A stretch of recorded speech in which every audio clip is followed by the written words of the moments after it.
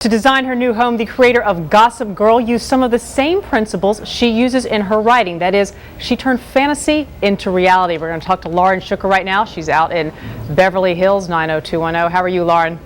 Hi, thanks for having me. Thanks for being here. And tell us a little bit about Stephanie Savage's home. She has a very a set type of home that she has always lived in, and now she's finally bought something in that genre. Explain that to us. That's right. So she created Gossip Girl, and she has finally bought her dream home, which is a 1920s house in Los Feliz, which is a neighborhood in Los Angeles on the east side. And she's always had a fascination with sort of old Hollywood, the 1920s Hollywood. So she's found a house in that era. And the home actually features a lot of the style sort of elements that you see on the show. But she has a very set personal style in terms of, contemporary art.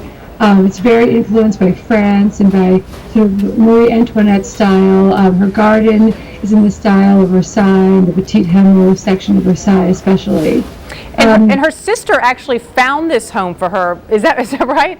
That's right. Her sister was out shopping for a home for herself, and her husband stepped into the house and thought, "Oh my God, this fits my sister's style and aesthetic much better than my own, and it's perfect for her." And Stephanie has always sort of imposed is a strong word, but she has put her style and her imprint onto Gossip Girls with some of the characters. Is that right?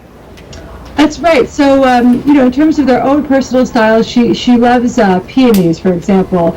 And the 100th episode of the show, one of the main characters gets married, and peonies are all over the wedding, for example. In one of the main characters' bedrooms, Chuck Bass, who sort of is womanizing Lothario on the show, he has a big portrait by an artist named Martin Edwards, and Stephanie hangs all of Martin's work in her home as well.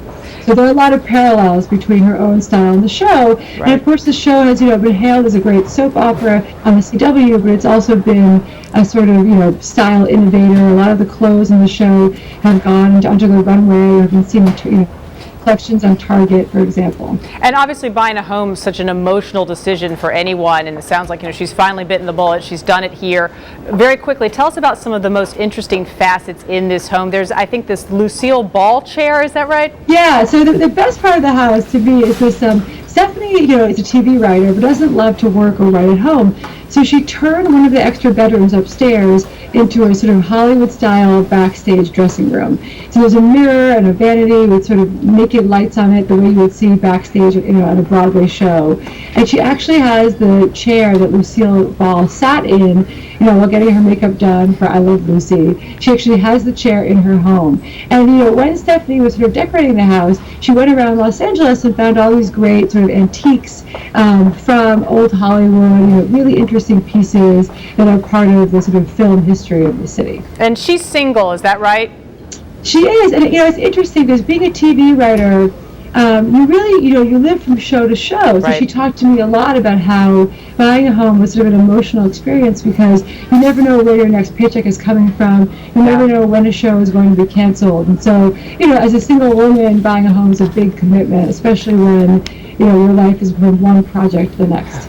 Oh, the good news is about being single when you buy and decorate a home is that it gets to be what you want no matter what. Totally. It's all your own. She right. does, however, she has her own dog, and her sister's dog sort of lives part-time with her, and they're both pit bull boxers, so all right. she has plenty of company.